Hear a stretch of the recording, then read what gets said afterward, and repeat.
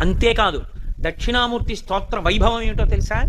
ఏల్నాటి శనిలో ఉన్నవాడు, శని వక్రించిన వాడు కూడా బెంగపెట్టుకోకర్లా.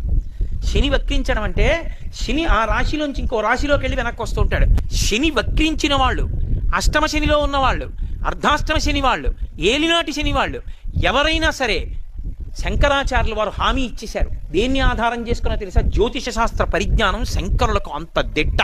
వారికి ఆయన జ్యోతిష శాస్త్రం అంతా తెలుసు కాబట్టి ఈ జాతికంతటికి ఆయన ఒక వరం ఇచ్చారు. మీకు ఏ గ్రహం, ఏ పాపగ్రహం జాతకంలో బాధ పెడుతుండనివ్వండి, గురుగ్రహం యొక్క అనుగ్రహం మీకు ఉన్నంత కాలం మీ జాతకంలో ఇతర గ్రహములు ఏమీ చెయ్యలేవో. రోజూ దక్షిణామూర్తి స్తోత్రం చేసేవాణ్ణి శనీశ్వర గ్రహం కూడా చెనకదు. కారణం ఏమిటంటే బలహీనంగా ఉన్న గురుగ్రహాన్ని అది బలవంతం చేస్తుంది జాతకంలో. అంతే.